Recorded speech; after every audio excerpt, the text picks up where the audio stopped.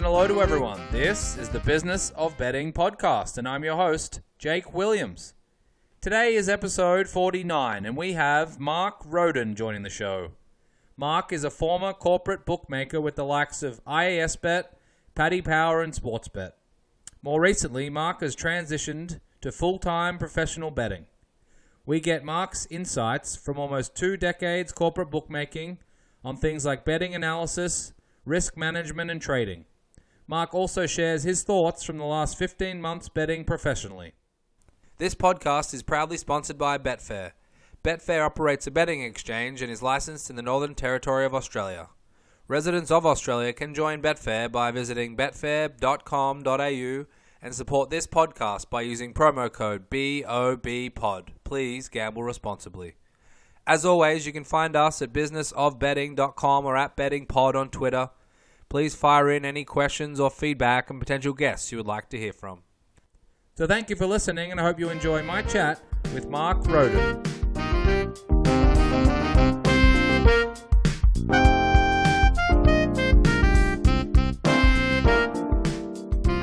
Today I'm joined by Mark Rhoden. Mark, thank you very much for joining me. Oh, great pleasure, Jake. Thanks for having me.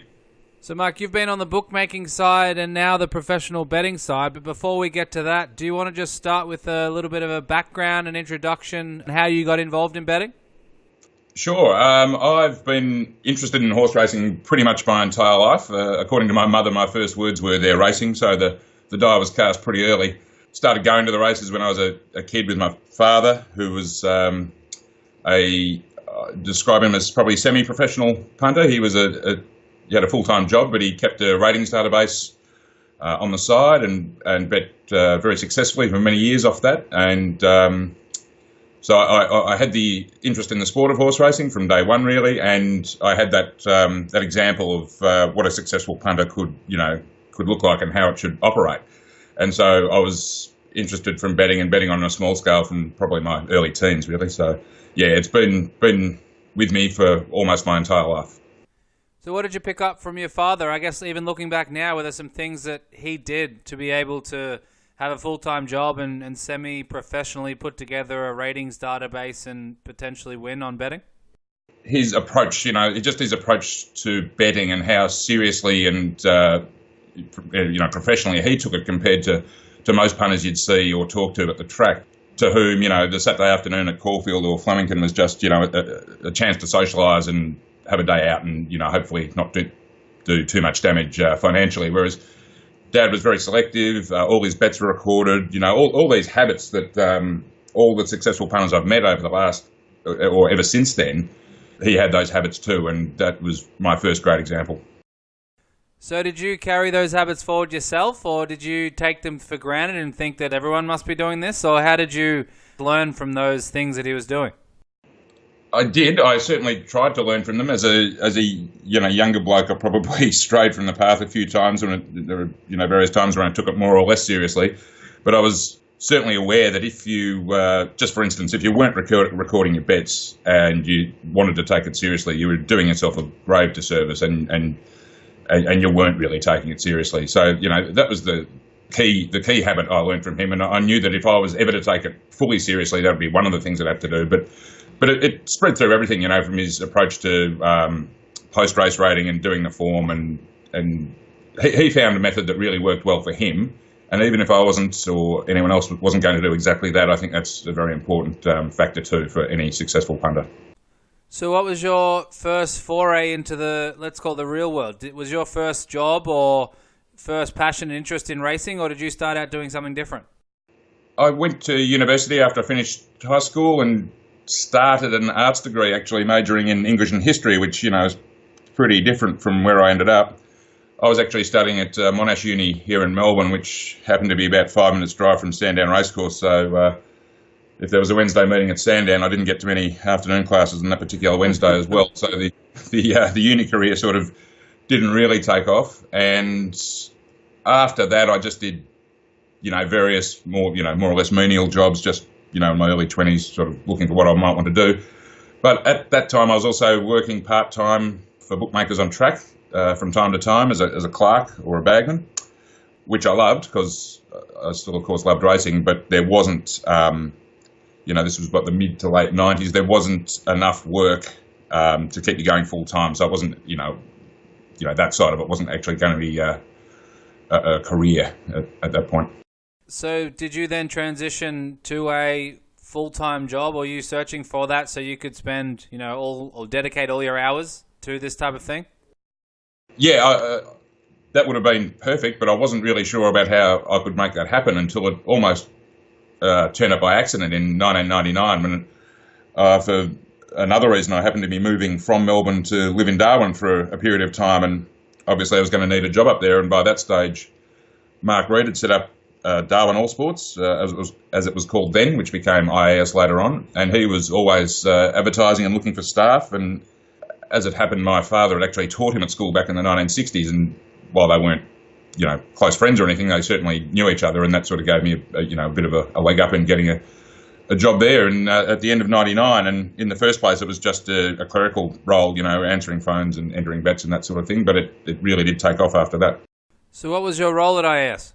It grew from that sort of, just very much a clerk's job at first to I was lucky enough to join the analysts and traders department. So I'd been there, only a few weeks, and there was a room full of guys who were all, doing the form and pricing races all over Australia, and then on race day, either trading it themselves or assisting Mark Reed himself with the trading, and that just looked so interesting and exciting to me, and so I just started bothering people, getting them to can I do this? Can you show me how to do video comments? Can I do the video comments for a country meeting for you, just to get my foot in the door? And fortunately, I suppose I annoyed enough people that they put me onto Western Australian racing, a couple of other young guys for a start, and it grew from there. I was on Victorian racing for a while, in Queensland for a couple of years, and it really did snowball from that first couple of months when I was just starting out when the analysis came. So what did you learn from someone like Mark Reed on the analyst side? I guess you're doing form as it was back then. Were you doing video analysis? Were you getting information from the track? What type of things were you doing? And I guess what did you learn through that stage? Yeah, I suppose on the analysis side, IAS maintained their own ratings database, which had video comments in it as well. And that was really the basis of everything, of the way it was done up there. And I, through my father, had a background it wasn't exactly the same, but in the way they rated racing on using times and weights.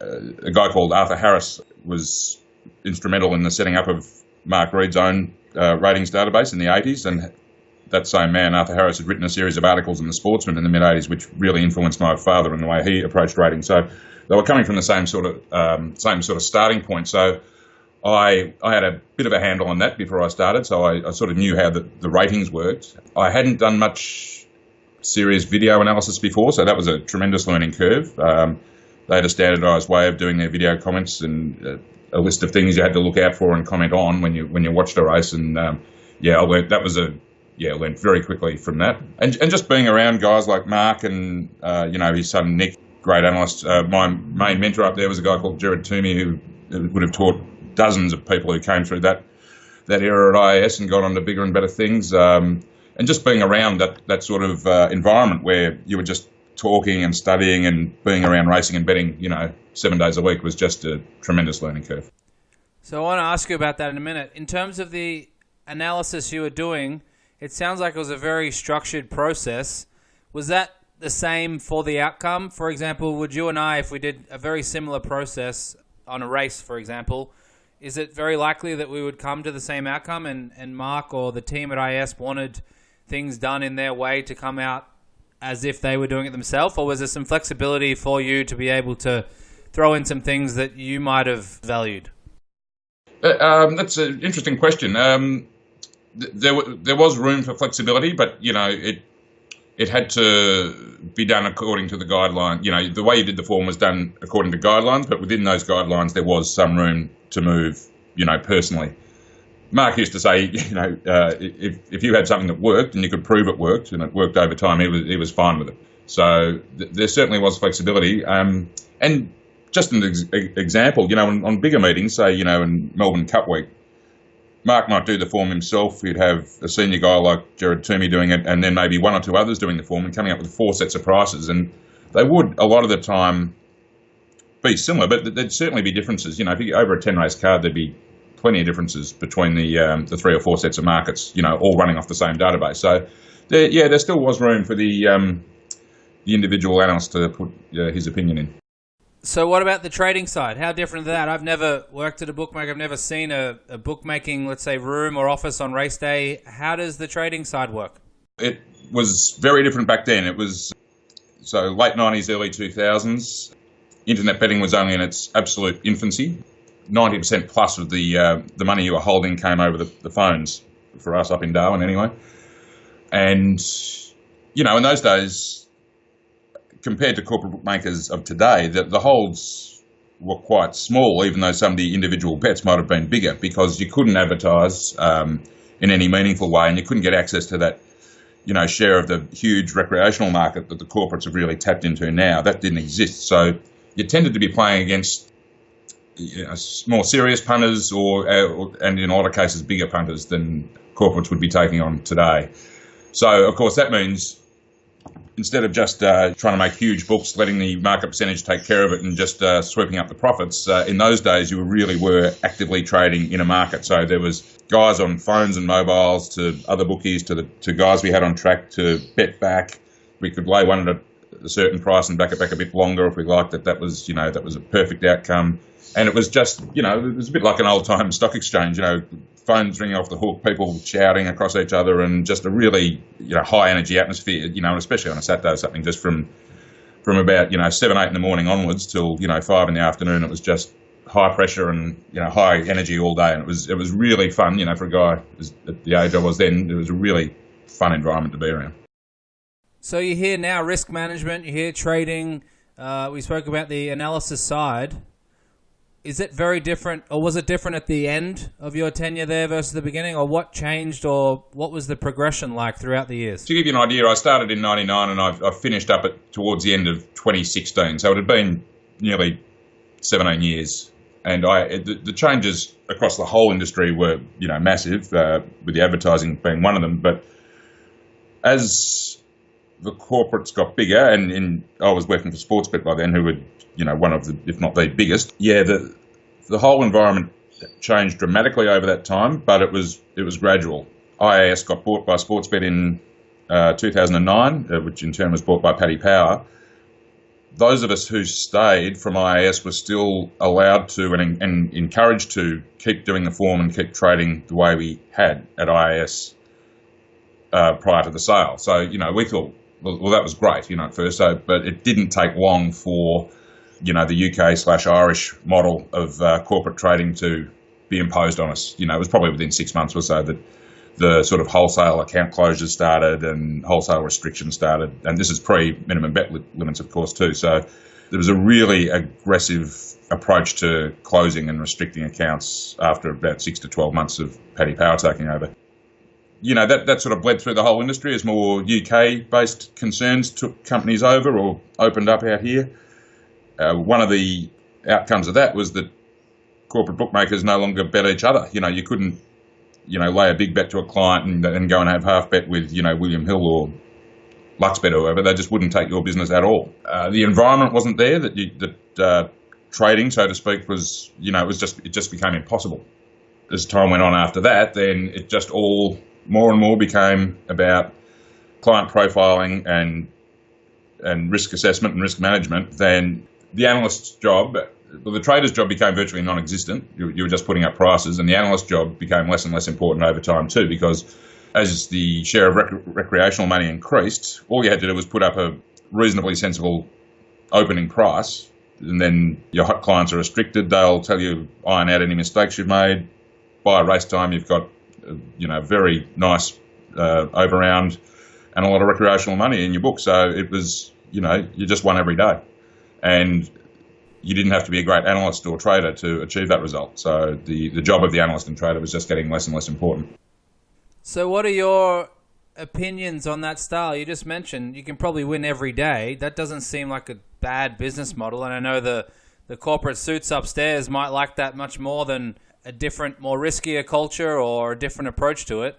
What is, I guess, looking back now, what are your thoughts and opinions on the old style, let's call it, where it might have been more riskier versus now where it's purely, it sounds like risk management, restrictions, and all those R words that no one likes to hear are more dominant? Yeah, you're quite right. I have no problem with they've been allowed to operate like that. It's clearly the most efficient way to operate, and you can't blame anyone for, if they're given that opportunity for exploiting it. From a purely selfish point of view, I would have rather the game had stayed the same or similar, but so I would have had a job that I could have kept for longer and would have enjoyed.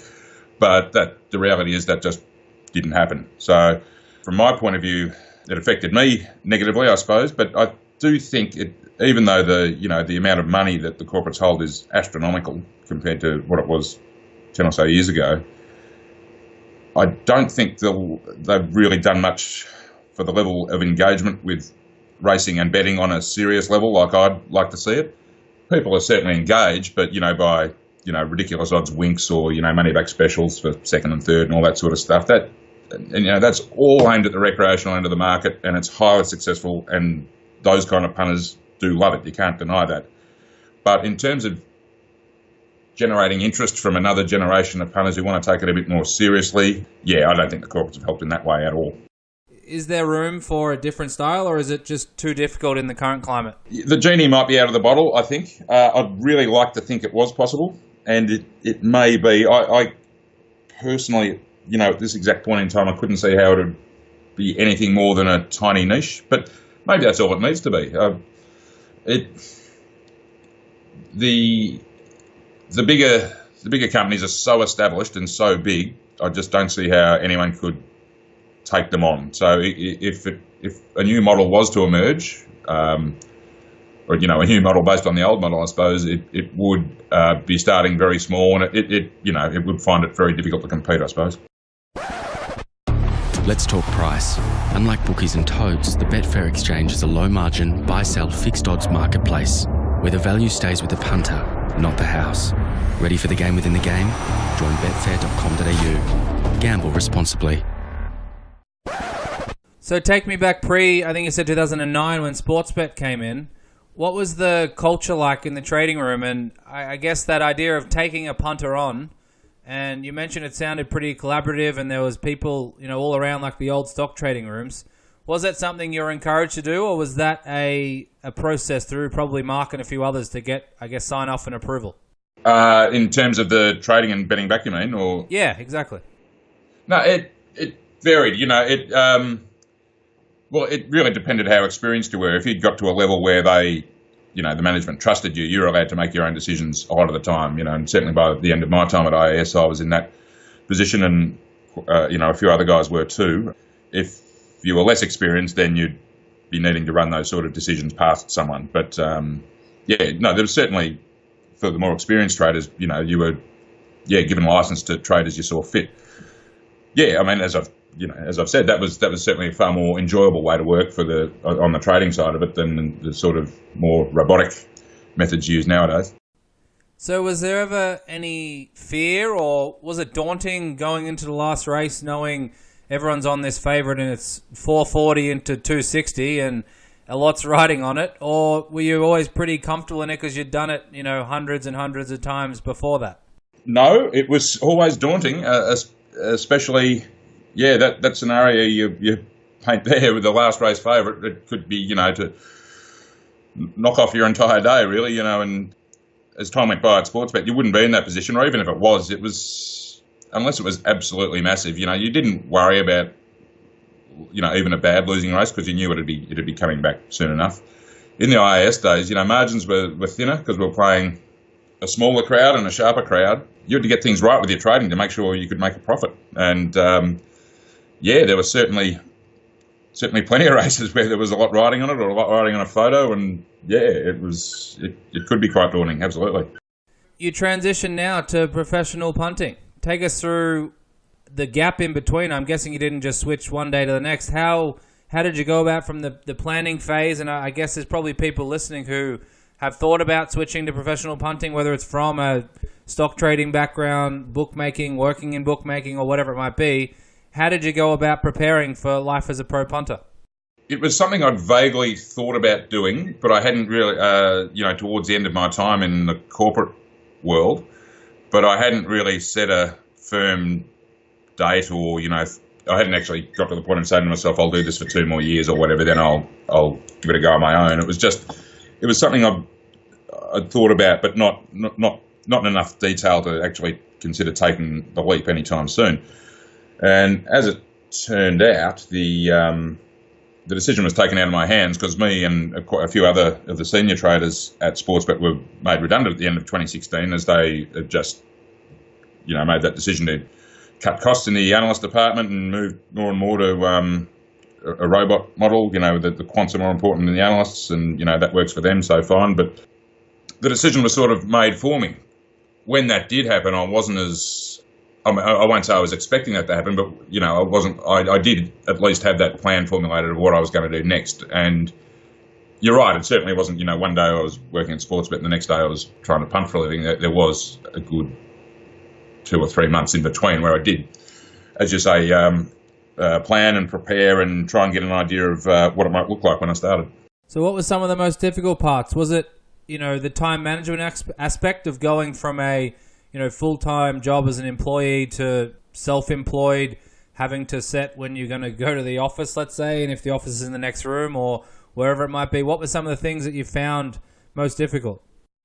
That's certainly a good point. You do have to organise every minute of your own time each week, and when you're going to have any time off, or if you can have time off that week if you're too busy. It's that's all on you. I mean, you can have as much time off as you want, but you're going to pay for it. So you really have to accept that responsibility and take those decisions around time management.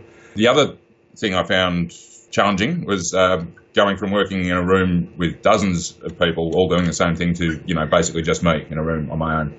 So that was vastly different. And over time, I've got more and more used to it. But it's one of those things that I have had to make sure that I make time to actually get out of the house during the day, do some socialising, stay in contact with other people, because that. If anyone does transition from a full-time job, in a bigger company to working on their own, that's one thing I'm sure they would find very difficult. So did you have confidence that the form analysis part would sort of come naturally and would be a progression from what you'd been doing for many years? I was certainly confident enough in my ability as an analyst, and I had spent quite a bit of time planning how I was going to attack it on the betting side, but, you never know until you start actually doing it with real money, how it's going to play out. I've been doing it since December 2016, so we're coming up to 15, 16 months, and having all that data in my my database now of how my form and the pricing has gone. I'm more than happy with that, but it was over the probably in the first 6 months learning what exact approach betting wise was going to suit me. That was the greatest lesson I would say that I learned in that first part.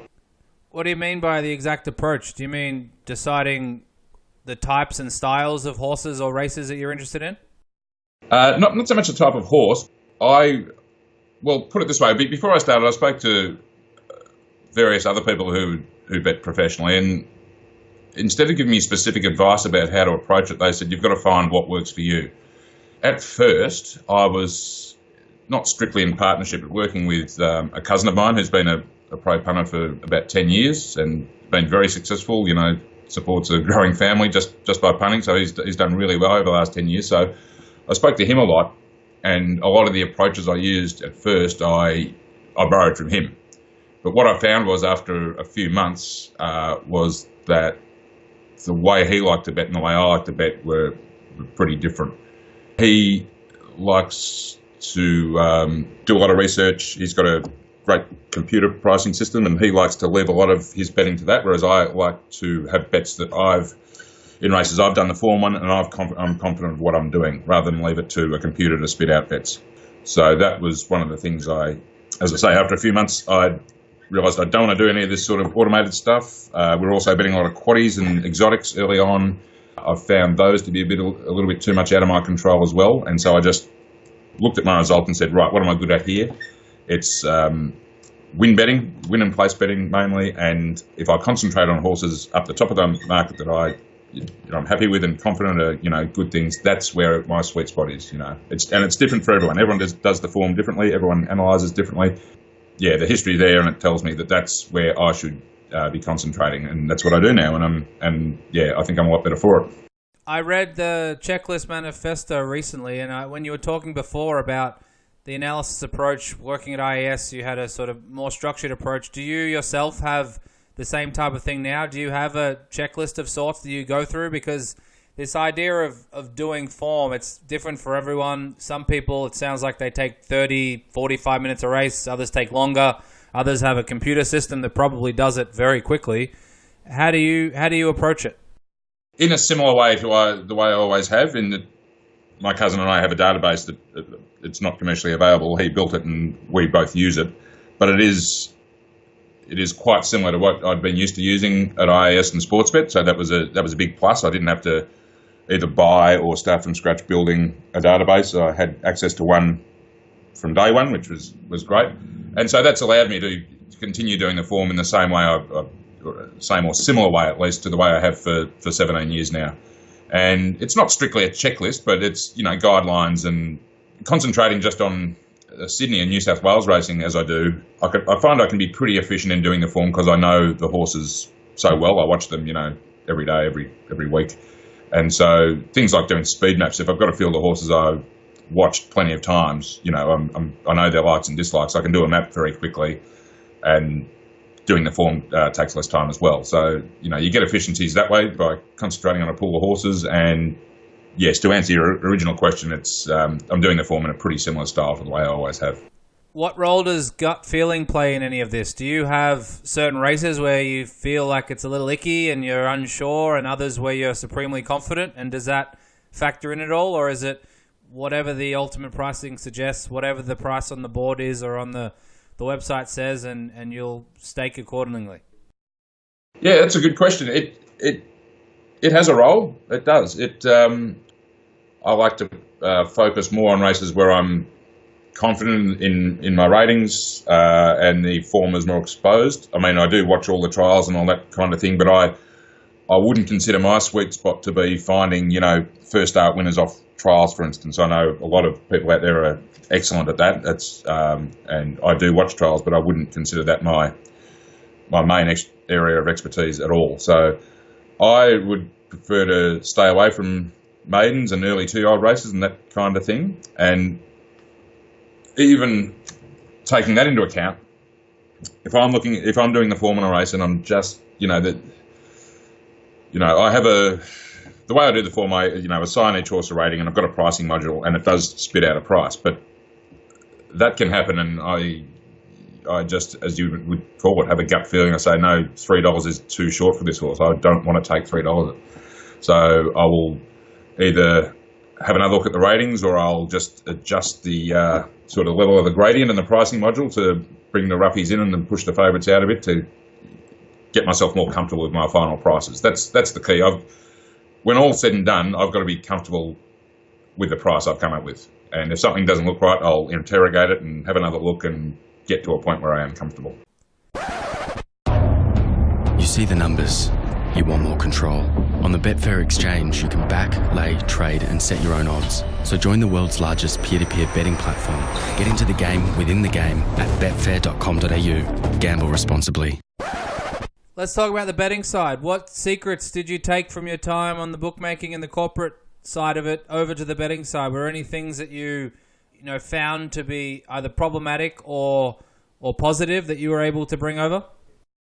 Yeah, probably knowing what not to do was the key one.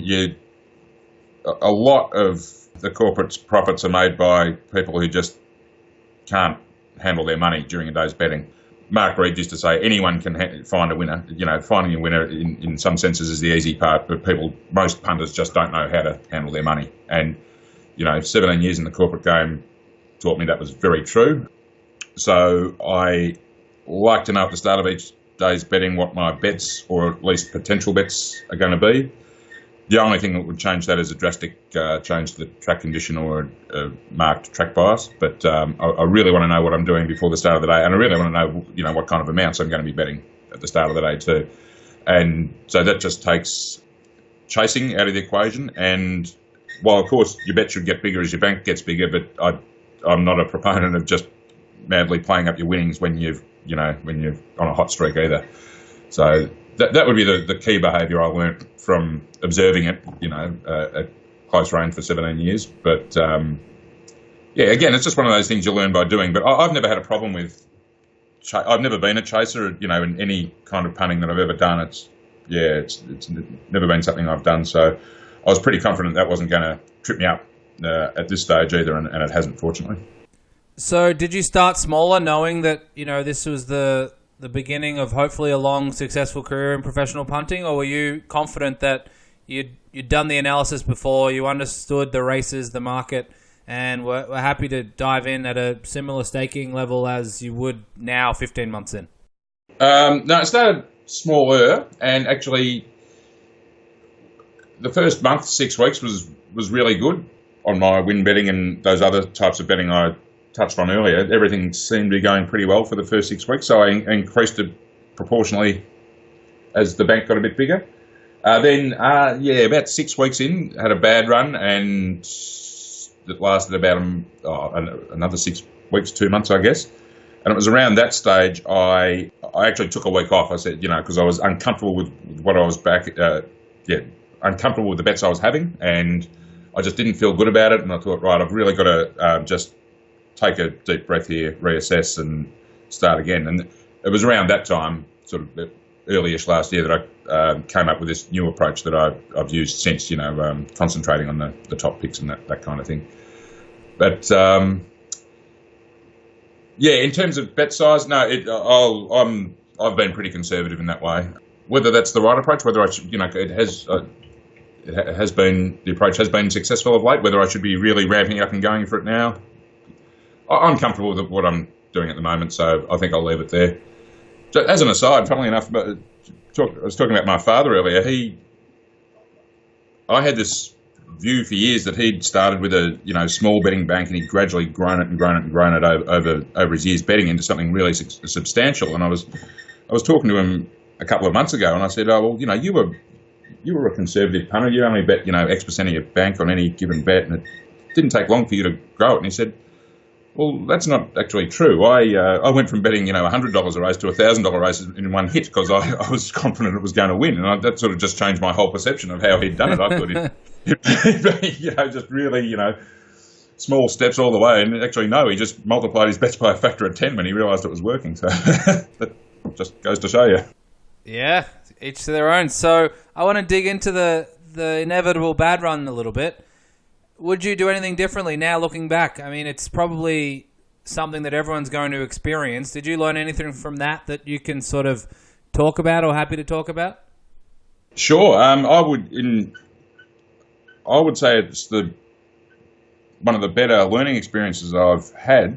I mean, compared to a lot of people, I'm very new at this, a year and a bit in, But if I'm going to succeed at this long term, I think having a run like that early is going to be positive in the long term, because it taught me about how to cope with a run like that mentally.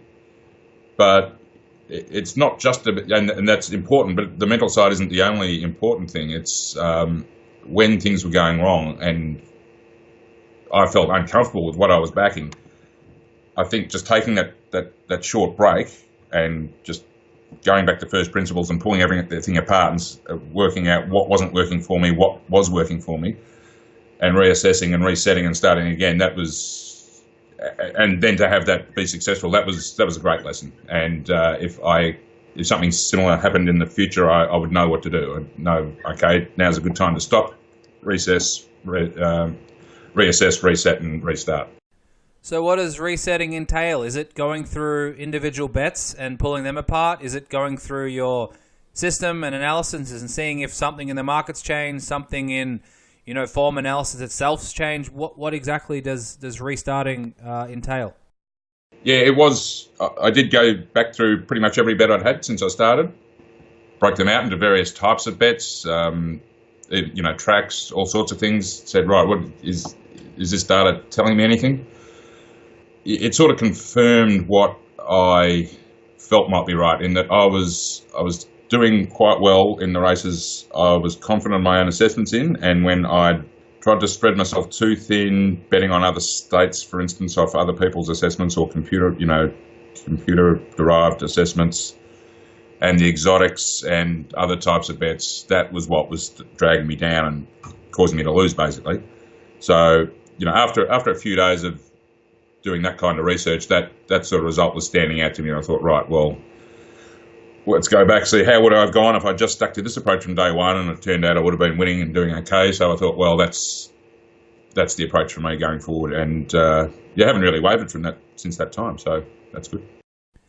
So I have a bit of a weird question. Horses that drift in the market, how do you approach them? Do you think that they get to a price that you can back them at that will be a price that's worthwhile in the long run, and therefore, just because it's something drifts from $4 to $13 doesn't mean it has zero chance, as some people might say, or that there are certain horses that a drift will say that it has absolutely no chance and you would never back them even if it presented value based on your prices?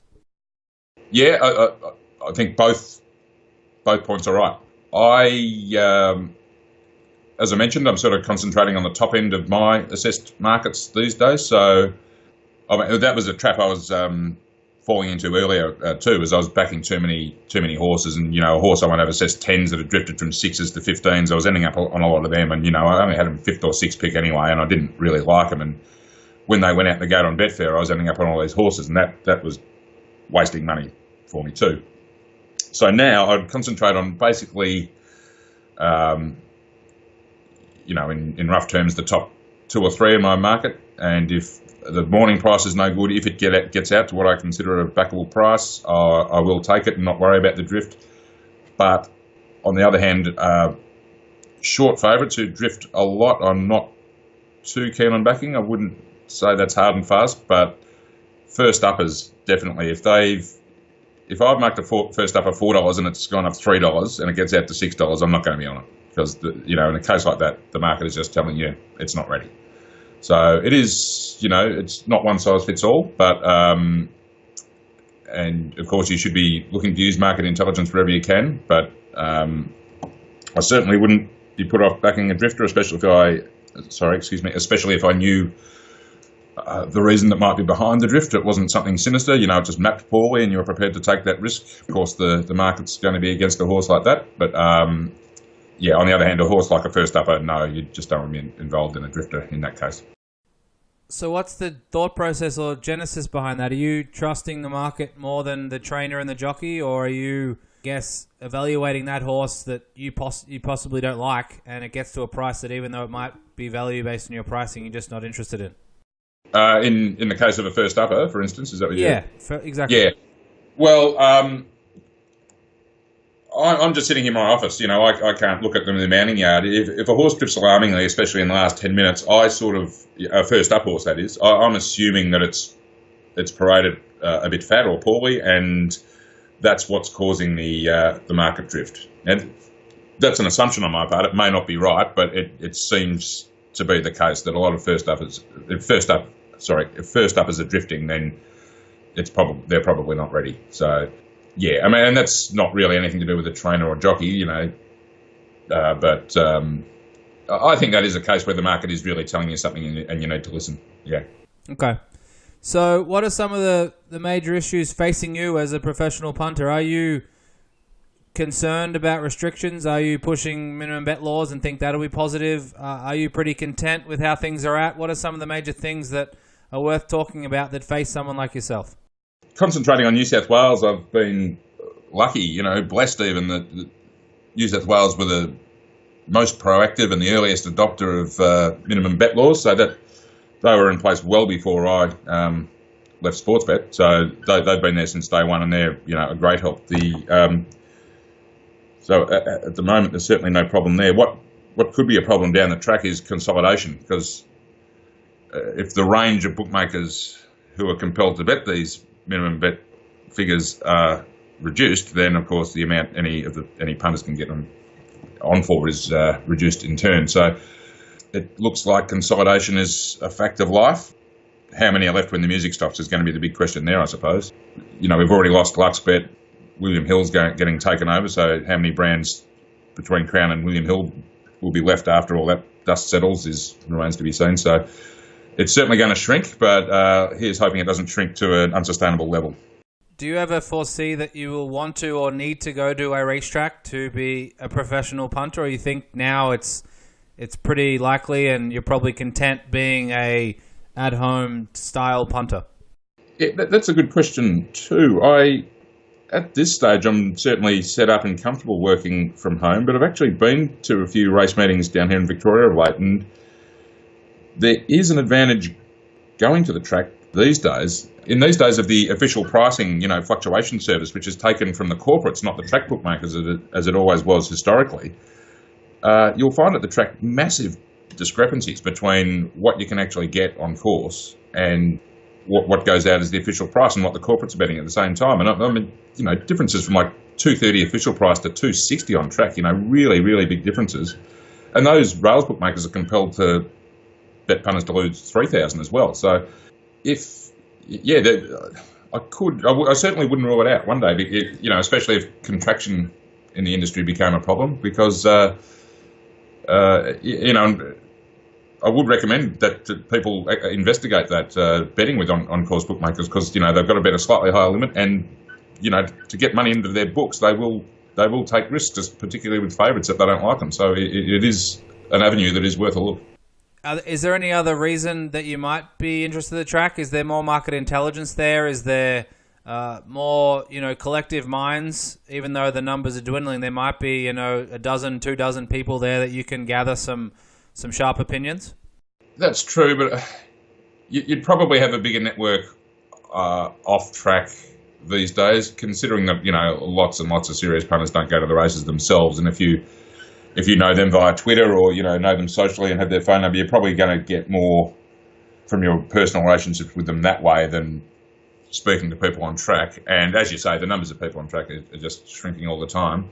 If you were the obvious advantage of going to the track is if you're a yard watcher. I've been off track for so long that I wouldn't consider myself to have much skill in that area, but some people do. And if you combined an ability to assess horses out of the mounting yard with the advantages in the on-track betting ring, there could definitely be an edge for you there. So, Mark, your information is public? Yes, we've got the service through Winning Edge. It goes out 9 a.m. every Wednesday and Saturday Metro meeting and selected provincial meetings as well. And haven't been doing it that long, maybe since late last year, but it's been profitable since I started, which is great, and got a small but growing band of members who hopefully enjoying the ride. Yeah. How do you find that community of people? Is that something that draws you to publicly release betting information? It is actually. I would like there to be more interest in serious betting on horse racing. It's been my passion for most of my life, and the more people that are interested and engaged with serious form study and serious betting on racing, then the more sustainable the industry is going to be going forward, and the betting side of it. I just hate to see it turn into another numbers game, like the pokies or trackside at the pub tabs these days. I mean, let's be honest, a lot of recreational punters who are in the pubs having a drink do treat racing and greyhound racing and trotting in that way. It's just next to go and back their lucky numbers while they're having a beer with their friends. But there always has been, and hopefully always will be, a sort of cohort of punters who take it more seriously. And if I can add to that in any way, I'm more than happy to do so. Absolutely. No, I think many would agree that it is still a game of chess, and hopefully it remains. Before I let you go, your Twitter handle and the best way for people to get in contact with you. Sure. I'm on Twitter as at Cochin Soda, COTCHINSODA. I first got on Twitter about 10 years ago, and maybe 8 to 10 years ago, I didn't take it too seriously. Trent Cochin was a young Richmond footballer. I follow the Tigers in the AFL, and just came up with that silly handle, and it sort of stuck. And Trent went on to be the premiership captain in the AFL last year, so that hasn't gone too badly for him either. Very prophetic of you. Very prophetic. I like to think so. And you can also email me, mark@winningedgeinvestments.com. My contact details are also on the Winning Edge Investments website, so you can get me through there as well. And yeah, anyone who has any questions about what I've said today or anything to do with the service I sell or any racing topic at all, I'm more than happy for people to get in touch and engage and interact. Any Dusty Martin emails welcomed or not? I'd like to hear from Dusty himself if he's listening. But Mark, really appreciate your time. Thanks for coming on to have a chat. Real pleasure, Jake. I'm a big fan of the show and in some exalted company here, so thanks a lot for having me. Residents of Australia can join Betfair by visiting betfair.com.au, and please support this podcast by using promo code BOBPOD. Gamble responsibly.